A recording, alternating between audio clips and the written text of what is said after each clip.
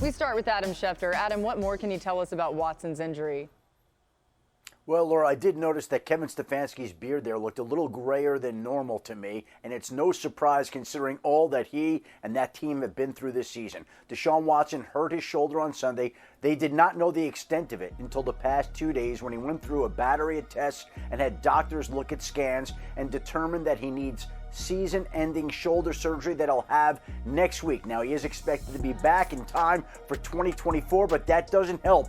A 6-3 Browns team coming off its biggest win of the season on Sunday in Baltimore against the Ravens. This was a Browns team that had inspired hope, that had people thinking that maybe the AFC North could send all its teams in that division to the playoffs for the first time in history. No team in the NFL ever has done that before, and now the Browns will have to do it behind their rookie fifth-round draft pick, Dorian Thompson-Robinson, who takes over as the starter. You remember, he replaced Watson in one game, but he found out 90 minutes before the kickoff that he was starting. The Browns believe he'll be a lot better with a lot more prep time, which is why they're turning to him over P.J. Walker, who also has played in place of Deshaun Watson, and now the hopes of the Cleveland Browns, and Cleveland can't have good things, right? The hopes of the Cleveland Browns reside with their rookie quarterback, Dorian Thompson-Robinson. Thanks, Adam, for all the latest there. More from you coming throughout the show as we welcome you in with everybody here. Dan Orlovsky and Andrew Hawkins here. Marcus Spears also.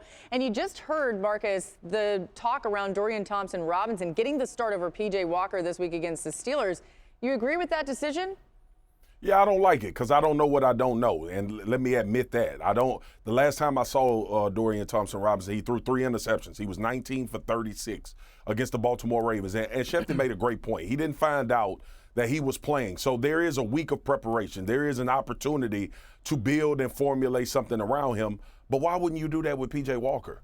A guy that's played, that actually has experience in this league, and understanding that you are a team that literally just have to manage this position. Now, the one thing is, does he offer some athleticism that is not offered by P.J. Walker? And we all talk all the time about, does that slow down your processing for a quarterback? And we know that you can get yourself out of harm's way. But I thought it was a no-brainer that P.J. Walker was going to be the starter. One, because they went with him this season.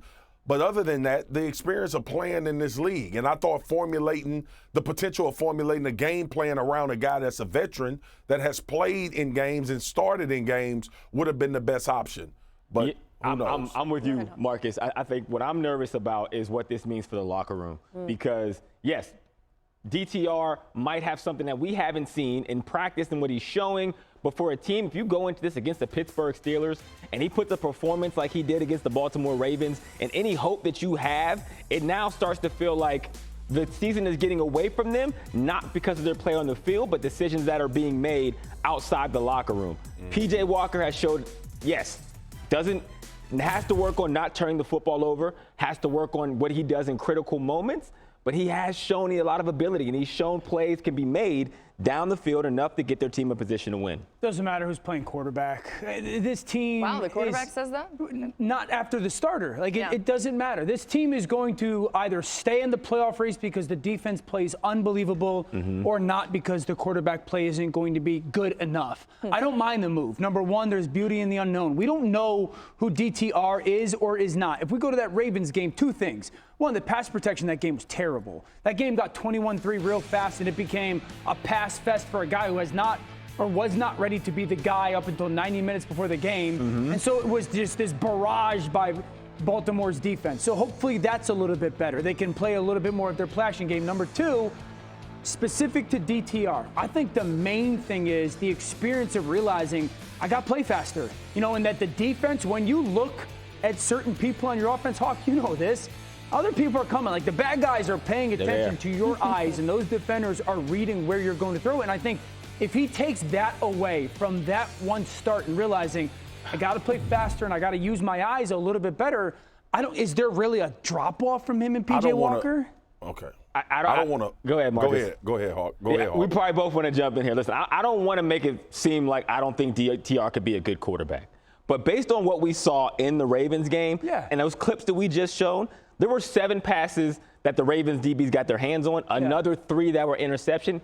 intercepted. He only had 19 but you just said completions. Yourself, P.J. Walker's got to do a better job of protecting the football. Because he's had more experience. And so, like, deep in the game, he was taking unnecessary risks, absolutely. Right. But when I watched DTR, it looked like a player who thought that the regular season football was going to be the same as preseason. Yeah. The game is way faster, and there's going to take time for him to get up to speed that I just feel like P.J. Walker has a lot more experience and years of experience in. Dan, I don't want to go back and forth. I want to ask you a question because you did say it doesn't matter as far as the quarterback. So when you go in between these two guys, what kind of plan would you have for them? Like, is it easier, which I would assume is to plan for P.J. Walker with a week of preparation, or are they living in that unknown you're talking about in the beauty with DTR? What do you think the decision-making is about this quarterback position? I think that there's the reality that DTR was really good in the preseason and that they know what P.J. Walker is, and they don't know exactly who DTR is going to be on this back stretch. And, okay, let's be honest about it, Marcus Hawk, Laura. Like, okay, so what when it comes to opponents?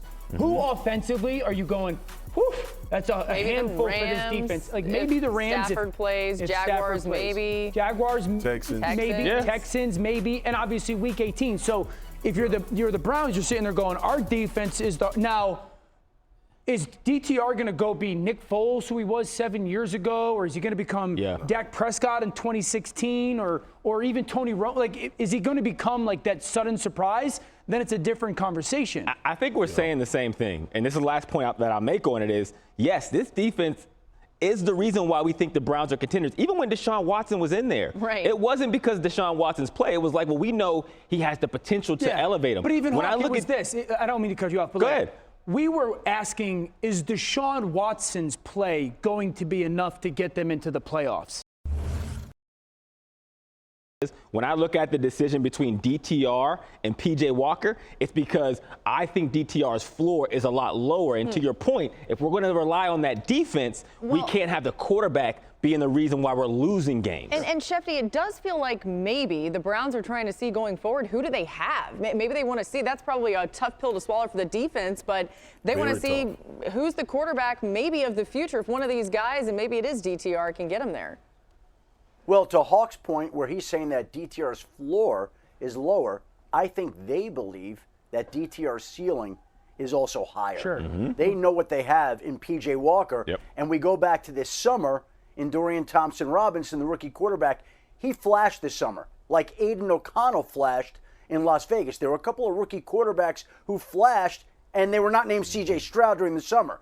They want to see more of that while winning with the defense here. This is one of the best, if not the best defense in the NFL, and they need this defense to carry them to the postseason the way that other great defenses have done for other teams. And I think that they think that the ceiling for the rookie quarterback is higher, and they're willing to roll the dice to see if he can get there. All right, so the opportunity is on Sunday against the Steelers, and I think we'll know a lot more about what their plans are even after that game. Adam, you also have some news in a game that will impact the AFC North. The Bengals and Ravens getting ready for tomorrow night's matchup. What's the latest on the injury front there?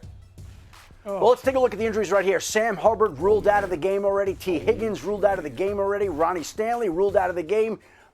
Marlon Humphrey not going to play. Doubtful with that calf injury. You don't see doubtfuls play. The good news for the Bengals is Trey Hendrickson, who injured his knee on Sunday, was not even listed on the injury report. So Trey Hendrickson will be out there, unlike the four players in that full screen, Laura. Yeah, Dan, I heard you with an audible groan as you saw that. It's the Marlon Humphrey injury for me. I kind of anticipated T not playing and Sam Hubbard not playing. Marlon Humphrey not playing, I've talked about this when it comes to Baltimore's defense. It's a really good defense. One, they don't have a closer, and two, that's their by far best secondary guy when it comes to man-to-man coverage. Geno Stone's having a nice year, but it's a little bit because of some of those simulated pressures.